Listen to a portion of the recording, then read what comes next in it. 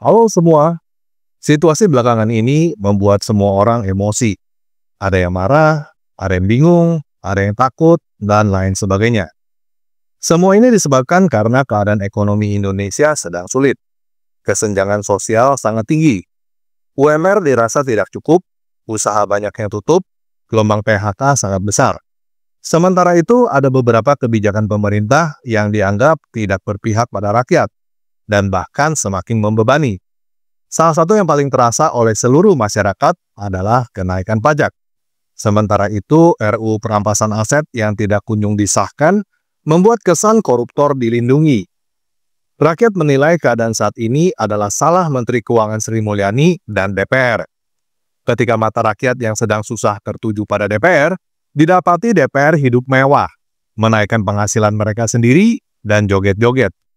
Ini membuat rakyat semakin marah dan ingin membubarkan DPR. Bukannya menenangkan rakyat, beberapa anggota DPR malah terlihat menghina rakyat. Ahmad Saroni bahkan berkata, yang ingin membubarkan DPR adalah orang paling tolol sedunia. Kemarahan rakyat semakin memuncak dan terjadi aksi demo besar-besaran sejak 25 Agustus 2025.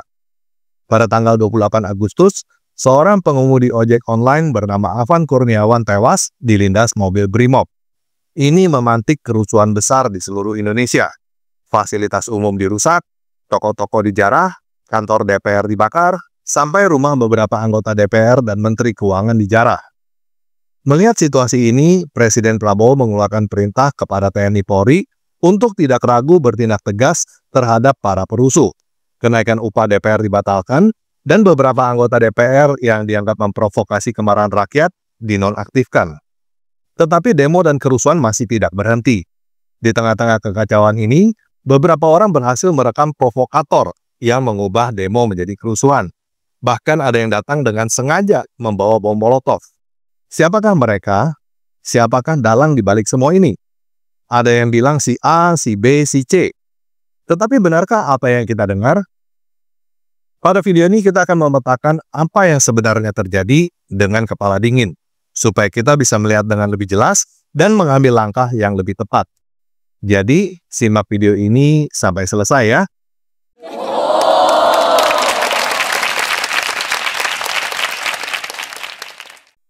Oke, sebelum kita bahas, kita buang dulu bias-bias di dalam pemikiran kita. Yang pertama perlu kita buang adalah bias konfirmasi.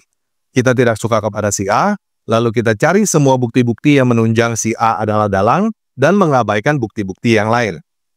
Yang kedua perlu kita buang adalah false dikotomi, pola pikir hitam putih.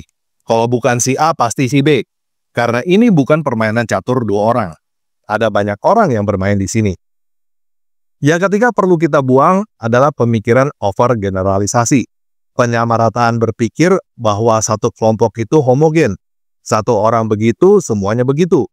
Contohnya, satu orang polisi bertindak brutal, kita berpikir semua polisi bertindak brutal. Satu orang ojol menjarah, kita pikir semua ojol menjarah. Karena semua kelompok juga tidak homogen. Ada konflik kepentingan di dalam setiap kelompok. Baik itu di kepolisian, tentara, DPR, mahasiswa, ojol, dan lain-lain. Ada banyak orang yang punya kepentingan masing-masing. Jelas ya? Oke, sekarang kita lihat siapa saja pihak-pihak yang ada di dalam peristiwa ini. Kita mulai dari yang jelas terlihat dulu. Ada pemerintahan, presiden, para menteri, TNI, Polri, DPR, rakyat umum, pendemo, dan perusuh. Kita bedakan antara pendemo dan perusuh. Pendemo kita tahu ada mahasiswa, buruh, ojol, dan kelompok masyarakat lain. Tetapi siapakah perusuh ini? Kemungkinan pertama adalah pendemo yang emosinya memuncak.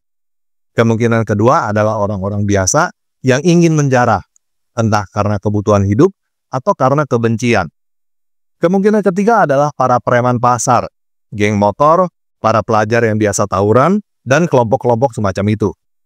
Kemungkinan keempat adalah jaringan kriminal, seperti mafia, pengedar obat, teroris, jihadis, dan lain-lain. Kemungkinan kelima adalah organisasi massa atau partai politik. Kemungkinan keenam adalah anggota TNI Polri. Kemungkinan ketujuh adalah para demonstran profesional, orang-orang yang pekerjaannya memang mendemo. Ingat ya, ini kemungkinan. Kita buka semua kemungkinan yang ada. Nah, apa saja keuntungan yang bisa memotivasi mereka untuk membuat kerusuhan di lapangan? Yang pertama, tentu saja emosi mereka tersalurkan. Yang kedua, mereka mendapatkan barang-barang jarahan. Yang ketiga, kemungkinan mereka mendapatkan bayaran. Yang keempat, mereka mendapatkan reputasi, pengalaman, kesempatan untuk mendapatkan teman, merekrut dan direkrut. Nah, pihak-pihak tertentu yang punya kepentingan, memerintahkan, dan atau membayar mereka lah yang kita sebut dalang. Siapakah mereka? Di sini ada banyak teori konspirasi yang muncul. Semua orang menunjuk pihak lain yang dia tidak suka. Jadi, akan kita bahas semuanya. Pihak pertama yang dicurigai adalah pemerintah itu sendiri. Dalam hal ini, Presiden Prabowo. Teori konspirasinya adalah Pak Prabowo ingin membuat kekacauan seperti Mei 98, tetapi lebih terukur, sehingga akhirnya bisa diatasi. Dia bisa memperbaiki citra diri zaman dulu, dan tampil sebagai pahlawan penyelamat bangsa yang lebih hebat daripada mantan Presiden Soeharto. Rakyat menjadi semakin merasa membutuhkan Prabowo. Kalau tidak ada Prabowo, negara akan kacau. Nah, seberapa mungkin teori konspirasi ini? Menurut saya, kecil. Yang pertama, Prabowo tidak perlu melakukan semua itu untuk tampil sebagai pahlawan penyelamat bangsa. Yang kedua, resikonya terlalu besar. Jika kekacauan ini tidak terkendali, bisa jadi Pak Prabowo sendiri yang akan tumbang, dan namanya akan rusak dalam sejarah Indonesia dan dunia. Mengingat yang dia inginkan adalah memperbaiki nama buruk, usianya yang sudah 73 tahun, dan dia sendiri sadar akan kondisi kesehatannya, sangat kecil kemungkinan dia mau ambil resiko besar untuk mendapatkan keuntungan yang bisa dia dapatkan tanpa resiko. Teori konspirasi kedua yang beredar adalah Jokowi dan Gibran yang menjadi dalang. Dikatakan Jokowi tidak sabar ingin Prabowo tumbang, sehingga Gibran menggantikan posisinya sebagai presiden. Dengan demikian, dinasti politik Jokowi dan kelompoknya, para mafia yang berada di belakang Jokowi, akan mencengkram Indonesia dengan kuat. Kalaupun itu tidak terjadi, kerusuhan ini menjadi distraktor, pengalihan isu berita, dari menembak Jokowi dengan isu ijazah palsu dan lain-lainnya, menjadi menembak DPR. Nah, seberapa mungkin teori konspirasi ini? Menurut saya juga kecil. Yang pertama, Jokowi bukan orang yang tidak sabar. Dia tidak perlu menumbangkan Prabowo supaya Gibran jadi presiden. Justru Gibran menjadi wakil presiden lebih menguntungkan bagi Jokowi daripada Gibran jadi presiden. Karena sekarang ini ada Prabowo yang kuat di militer menjaga mereka, sehingga mereka aman. Lagi pula, kalau saya jadi Jokowi, saya lebih memilih Gibran menjadi wakil presiden beberapa kali, baru setelah itu jadi presiden, supaya Gibran di puncak kekuasaan lebih lama. Sedangkan jika Gibran naik jadi presiden karena Prabowo ditumbangkan sekarang, itu tidak akan lama, hanya untuk sementara sampai diadakan pemilu ulang, seperti Presiden B.J. Habibie. Dan ketika pemilu ulang, Gibran ada kemungkinan tidak terpilih. Menurut saya, Jokowi tidak sebodoh itu. Tetapi kerusuhan ini mengalihkan isu dari Jokowi menjadi DPR adalah kenyataan. Kita mungkin bisa menganggap Jokowi mendapatkan keuntungan di situ. Tetapi Jokowi menjadi dalang kerusuhan hanya untuk mengalihkan isu ijazah dan lain-lain, itu sepertinya tidak masuk akal. Risikonya sangat besar, keuntungannya tidak seberapa, dan bahkan cenderung tidak ada artinya. Ada lagi teori konspirasi dinasti Megawati yang menjadi dalam. Dia ingin menyingkirkan Prabowo Gibran dan kembali berkuasa. Kemungkinan ini sangat kecil, karena sekarang ini PDIP bukan oposisi dan juga bukan koalisi pemerintah. Lagi pula, sekarang ini Puan menjadi ketua DPR. Dia adalah salah satu target yang ingin dibubarkan dan diamuk massa. Tidak mungkin Megawati mendorong untuk membubarkan DPR yang dipimpin oleh anaknya sendiri. Bagaimana dengan dinasti Susilo Bambang Yudhoyono? Saat ini Demokrat sedang redup. Kerusuhan ini bisa dimanfaatkan untuk menghidupkan narasi. Dulu di zaman SBY lebih baik. Selain itu, Agus Harimurti Yudhoyono punya kesempatan untuk dipoles sebagai tokoh alternatif pengganti Prabowo Gibran. Lagi pula, mereka adalah mantan militer, punya jaringan di dalam tentara yang loyal untuk diperintahkan membuat kerusuhan. Motivasi AHY untuk menjadi presiden jelas ada. Jaringan ke dalam tentara juga jelas ada. Tetapi apakah dengan adanya kerusuhan ini, SBY pasti menjadi pahlawan yang menggantikan Prabowo Gibran? Tidak. Perjalanan AHY ke situ masih sangat jauh. Dia punya pesaing-pesaing yang jauh di atas dia. Dan untuk memerintahkan dan mendanai kerusuhan, sangat beresiko merusak citra. Bahkan bisa ditangkap karena dianggap makar. Menurut saya, SBY dan AHY tidak mau ambil resiko itu.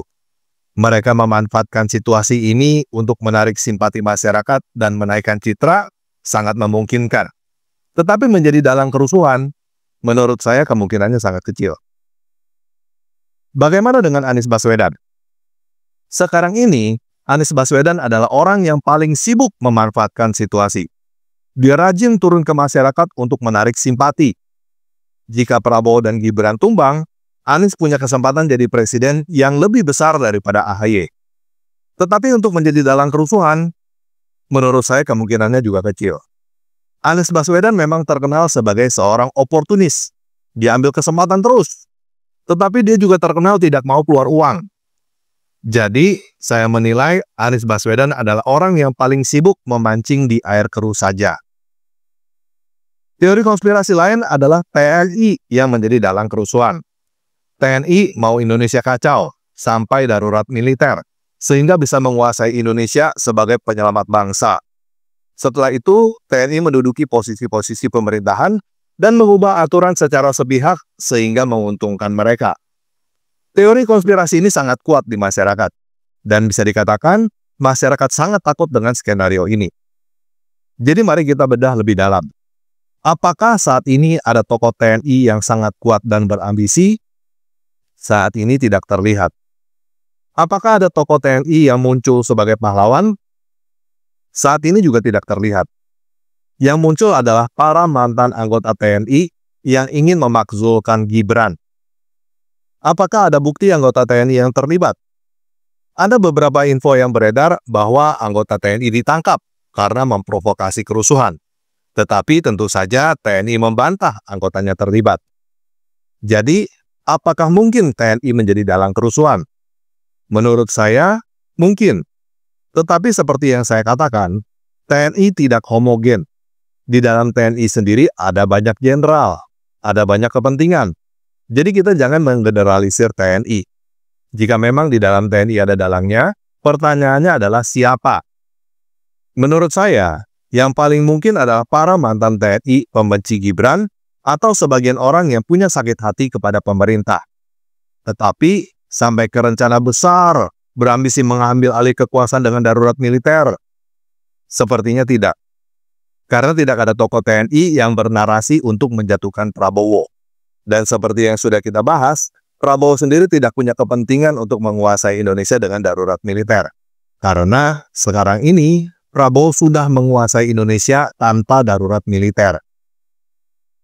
Bagaimana dengan Polri menjadi dalang kerusuhan? Polri adalah pihak yang bersentuhan langsung dengan pendemo.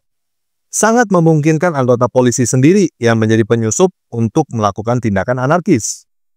Apa keuntungan polisi jika mereka memprovokasi kerusuhan di lapangan? Yang pertama, mereka menjadi punya alasan untuk bertindak represif. Setelah itu, mereka bisa menjadi pahlawan yang mengamankan kondisi dan mendapatkan penghargaan. Yang kedua, tidak menutup kemungkinan ada orang-orang yang dibayar atau mendapatkan perintah dari pihak-pihak tertentu yang punya kepentingan. Tetapi apakah Polri bisa sampai merebut pemerintahan? Jawabannya adalah tidak. Lagi pula, sekarang ini, Kapolri Listio Sigit adalah salah satu target yang ingin ditumbangkan. Jadi, kalaupun ada dalang kerusuhan dari Polri, motivasinya bukan rencana besar membubarkan DPR, menggulingkan pemerintahan, dan lain-lain. Skalanya paling tinggi adalah perebutan kekuasaan di dalam internal polisi itu sendiri. Ingin menjadi pengganti Listio Sigit, atau sekedar benci kepada Listio Sigit. Siapa sebenarnya yang paling diuntungkan dengan kekacauan kali ini? Jawabannya adalah partai oposisi. Sekarang ini partai oposisi yang paling menonjol adalah PKS. Mereka sangat mungkin membangun narasi pemerintah dan partai-partai pro-pemerintah gagal. Menarik simpati masyarakat supaya DPR kali ini bubar diadakan pemilu ulang, dan suara mereka naik. Kalau kita lihat sekarang, yang menjadi target adalah DPR, bukan pemerintah Prabowo. Di dalam pemerintah Prabowo, yang ingin ditumbangkan adalah Gibran. Kalau kita lihat rekam jejaknya, dulu PKS adalah salah satu pendukung Prabowo. Pada pemilu kali ini, mereka mendukung Anies Baswedan. Jadi, ada kemungkinan mereka ingin menumbangkan PDIP dan Jokowi, tetapi tidak menumbangkan Prabowo. Mereka ingin cepat terjadi pemilu ulang. Prabowo jadi presiden, Anies Baswedan jadi wakil presiden, dan mereka jadi partai penguasa bersama Gerindra. Semua yang terjadi saat ini sangat sesuai dengan keinginan mereka dan sangat menguntungkan mereka. Tetapi apakah mereka yang mendalangi kerusuhan, membiayai provokator? Belum tentu. Mereka juga beresiko mendapatkan reputasi buruk jika ketahuan, dan bahkan bisa dianggap makar. Jadi, yang pasti mereka lakukan adalah memancing di air keruh. Mereka sedang menggalang simpati masyarakat dalam situasi ini. Narasi-narasi yang menjatuhkan DPR selama ini juga kemungkinan berasal dari mereka. Jadi, kalaupun mereka adalah dalang di balik kerusuhan ini, yang mereka lakukan hanya sebatas hasutan. Ini termasuk aman, karena bisa dianggap kebebasan berpendapat. Kecil kemungkinan mereka mengeluarkan uang untuk mendanai. Selain PKS, tentu saja ada kemungkinan partai-partai lain yang juga memancing di air keruh. Nah, bagaimana dengan kelompok khilafah, para jihadis? Mereka punya keinginan bukan hanya untuk menjatuhkan pemerintah, tetapi juga mengubah dasar negara kita. Jelas mereka adalah pihak yang paling diuntungkan kalau terjadi kekacauan di Indonesia, pemerintahan lumpuh. Mereka punya kesempatan untuk mengambil alih pemerintah jika hal itu terjadi. Semakin kacau Indonesia, semakin bahagia mereka. Dan kenyataannya, sekarang ini, di sosial media gencar narasi khilafah. Mereka bahkan menjanjikan tidak ada pajak, tidak ada DPR, jika negara ini berubah menjadi negara khilafah. Ini terdengar menarik bagi orang-orang yang merasa frustasi dengan kondisi ekonominya dan tidak pikir panjang. Selain itu, sekarang ini polisi juga menemukan video-video tutorial cara membuat bom Molotov. Video-video seperti ini kemungkinan berasal dari kelompok jihadis yang memang pakarnya dan punya keinginan supaya Indonesia kacau. Ditambah muncul hasutan-hasutan untuk menjarah kelompok etnis Tionghoa dan orang kafir. Kemungkinan besar ini juga berasal dari mereka. Tetapi, sekali lagi, apakah mereka adalah dalang di balik kerusuhan ini dan mendanainya? Kemungkinannya sangat besar. Mereka punya orang-orangnya. Mereka sudah terbiasa untuk melakukan aksi teror. Dan mereka juga punya pendana di belakangnya. Mereka punya keuntungan yang luar biasa jika berhasil. Dan mereka tidak punya resiko. Atau sebenarnya bukan tidak punya resiko. Tetapi resiko mereka memang sudah siap mereka tanggung. Peristiwa ini adalah kesempatan yang sempurna bagi mereka. Beruntungnya, belakangan ini Densus 88 sudah banyak menangkap para teroris jihad. Tetapi, kita tidak tahu berapa banyak di luar sono yang masih berkeliaran. Saat ini mereka sedang memancing di air keruh, membangun narasi pemerintahan togut gagal, merekrut lebih banyak orang yang frustasi untuk mendukung khilafah, dan menunggu lebih kacau lagi. Jadi, ini adalah pihak yang sangat perlu kita waspadai. Saat ini sepertinya mereka diam, tidak tampil di permukaan. Tetapi mereka siap untuk tiba-tiba menerkam jika waktunya tiba. Siapa lagi yang kemungkinan menjadi dalang kerusuhan? Belakangan ini polisi sedang menduga Riza Khalid menjadi dalang kerusuhan. Bisa dikatakan Riza Khalid adalah seorang mafia di bidang perminyakan. Dan dia sedang menjadi buronan tersangka kasus korupsi. Apakah mungkin Riza Khalid adalah dalang kerusuhan? Memungkinkan. Dia punya uang untuk mendanai kerusuhan, dan dia punya kepentingan. Dia bisa kabur dan menumbangkan orang-orang yang ingin menangkap dia dari jauh. Tetapi, dia tidak punya ambisi untuk merebut pemerintahan ataupun mengubah ideologi negara. Jika dia adalah dalang yang mendanai kerusuhan, motivasinya adalah untuk menyelamatkan diri sendiri. Bagi mafia seperti ini, siapapun pemerintahannya, apapun bentuk pemerintahannya, gak penting. Yang penting bisnisnya aman. Dari Riza Khalid ini, kita juga belajar bahwa kemungkinan ada mafia-mafia lain, pengusaha-pengusaha, atau pihak-pihak lain yang ikut mendanai kerusuhan dengan berbagai motivasi, tetapi tidak terlihat di lapangan. Ada lagi teori pihak asing, entah itu dari negara lain atau orang-orang luar negeri. Tujuannya adalah untuk mengganggu stabilitas politik, ekonomi, dan sosial Indonesia, melemahkan posisi pemerintah Indonesia, memicu ketidakstabilan, atau mengubah kebijakan luar negeri. Apakah ini mungkin? Kalau bicara kemungkinan, tentu saja ada kemungkinan. Tetapi mari kita jujur. Kondisi Indonesia yang terpuruk saat ini bukan salah orang asing, tetapi salah orang Indonesia sendiri. Apakah kenaikan gaji DPR dan mereka joget-joget adalah skenario orang asing? Nggak mungkin kan? Apakah mungkin orang asing membayar BRIMOB untuk menabrak ojol? Itu juga sepertinya tidak mungkin. Jadi, jika dalangnya orang asing, siapa? Apa motivasinya? Bagaimana caranya? Saat ini tidak ada. Jadi, untuk peristiwa kali ini, menurut saya, teori pihak asing hanyalah narasi pengalihan perhatian untuk menciptakan musuh bersama yang sebenarnya tidak ada, demi mendamaikan rakyat dengan pemerintah atau DPR.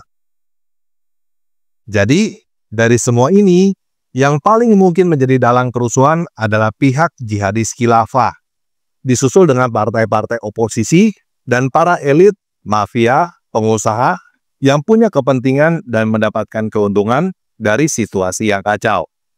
Oleh karena itu, kita harus berhati-hati. Mengenai tuntutan bubarkan DPR, saya sendiri tidak terlalu setuju. Kita sudah sepakat pemilu 5 tahun sekali. Itu adalah aturan mainnya. Kalau kita salah memilih kali ini, belajar supaya nanti kita tidak salah pilih lagi. Menuntut pembubaran DPR sekarang, seperti kita sedang bermain bola, di tengah waktu kita kalah dan kita minta bubar. Kita tidak sportif. Jika kita membubarkan DPR, berarti kita tidak ikut aturan. Dan itu artinya kita sendiri berbuat curang. Jika kita sendiri berbuat curang, siapakah yang akan menggantikan DPR sekarang? Sudah pasti orang-orang tidak sportif yang berbuat curang. Orang-orang yang tidak lebih baik daripada anggota DPR sekarang. Bahkan, kemungkinan besar orang-orang yang lebih buruk. Jadi, lebih baik tuntutan kita sekarang ditujukan kepada kebijakan DPR, bukan membubarkan DPR ataupun pemerintah. Kalaupun kita kecewa dan ingin pemerintah dan DPR diganti, ikut aturan mainnya. Tunggu pemilu berikutnya. Oke, sekian video kali ini. Tuhan Yesus memberkati.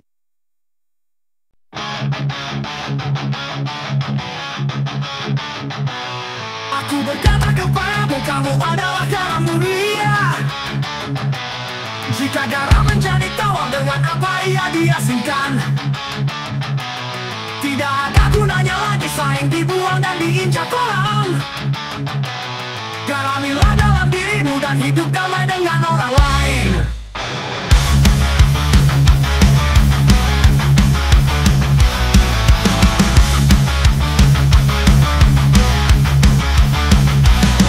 Aku berkata kepadamu, kamu adalah terang dunia. Kota yang ada di atas gunung tidak mungkin disembunyikan. Tidak ada orang yang menyalakan pelita di bawah kantang, tetapi di atas kaki dia untuk menerangi semuanya. Setiap orang akan dikalami dengan api. Hendaknya terang bercahaya di depan orang, supaya mereka melihat perbuatanmu yang baik dan memuliakan Bapamu yang ada di sorga.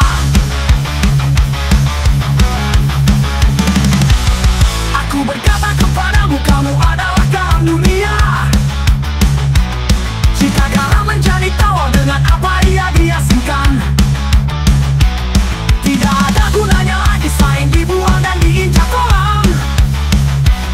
Garamilah dalam dirimu dan hidup damai dengan orang lain.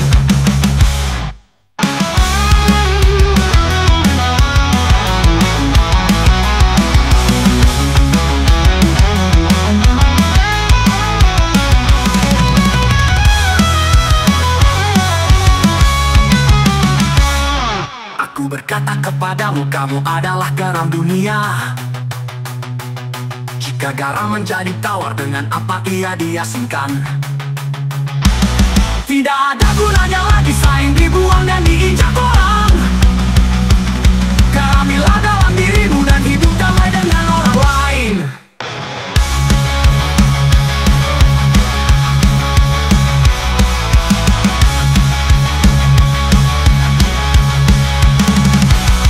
Aku berkata kepadamu, kamu adalah garam dunia.